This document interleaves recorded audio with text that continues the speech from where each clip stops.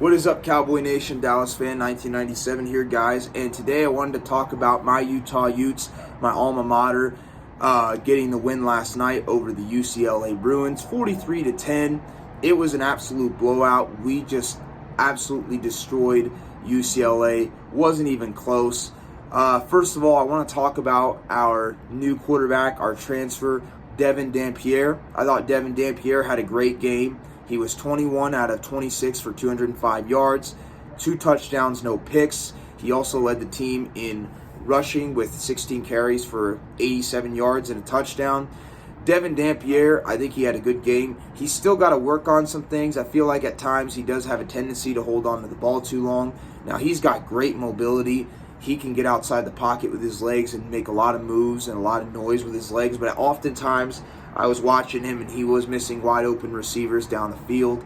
If he really wants to have a chance going professional in the future, he's going to have to learn to read the defenses a little bit better.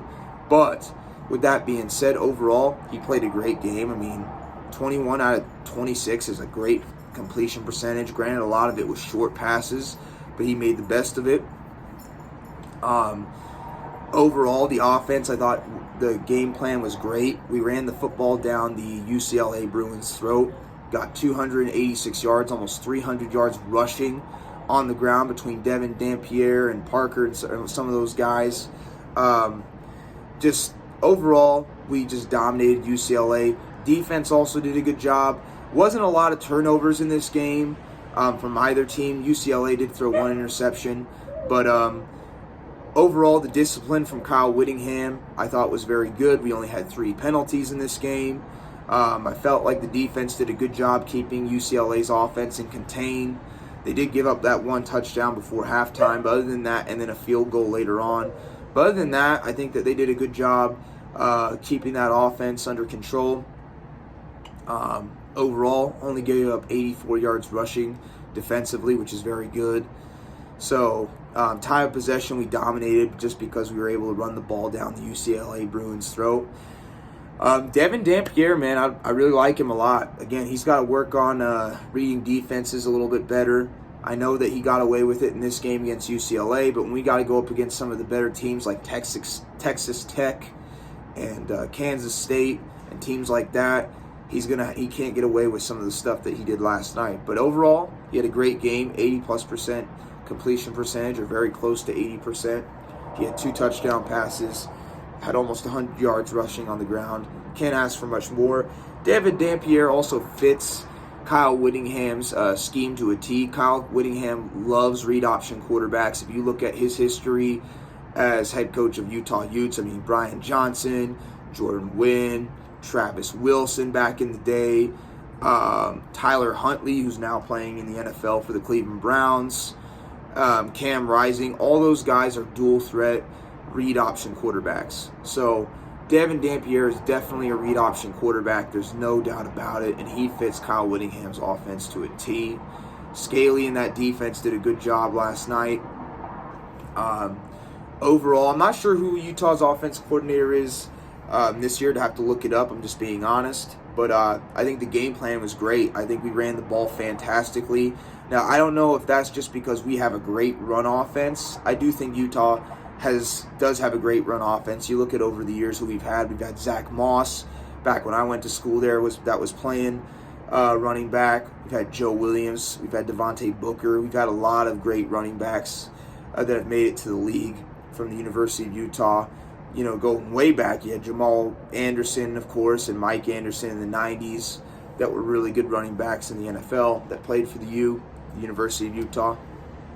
So overall, I think a lot of it does go back to we just have a great running game with the offense and how the offense is designed.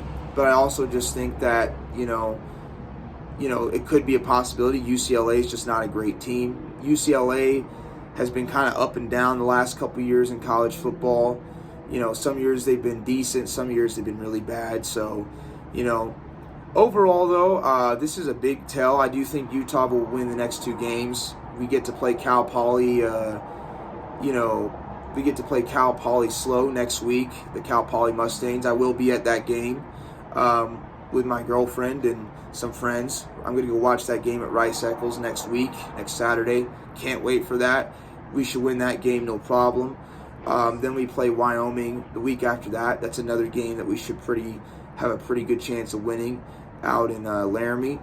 But then the week after that will be the first test. We get to go out there and play Texas Tech, who's 23rd in the country.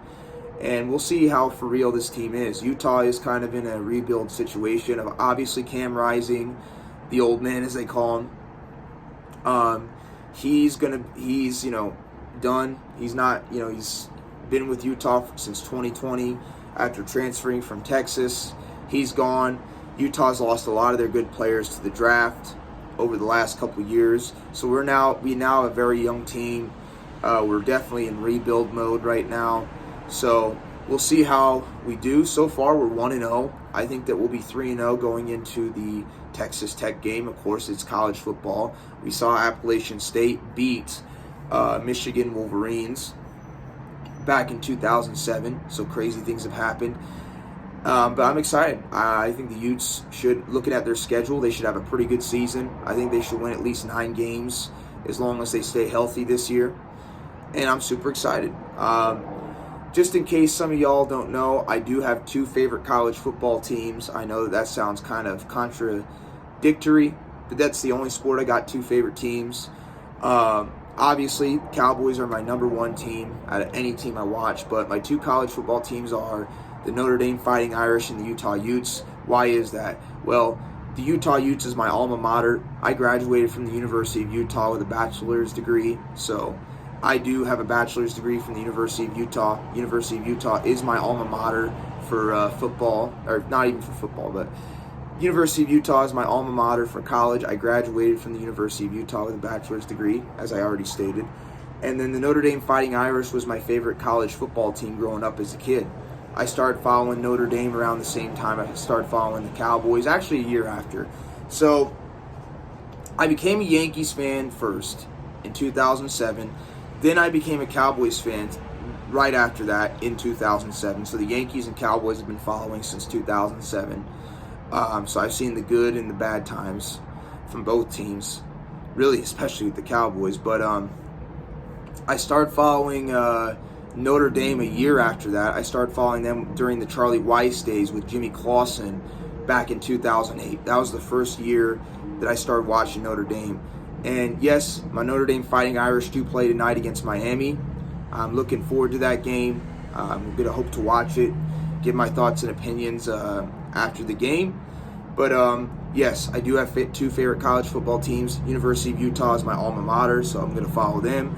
And I grew up a college football fan of the Notre Dame Fighting Irish. That was my favorite team growing up. So yes, I do have 2 favorite teams. But Utes got the win, 43-10 over the UCLA Bruins, and couldn't be happier. We're off to a good start. I think we should win against Cal Poly next week, and probably should win also against Wyoming. We'll see how it goes, but super excited.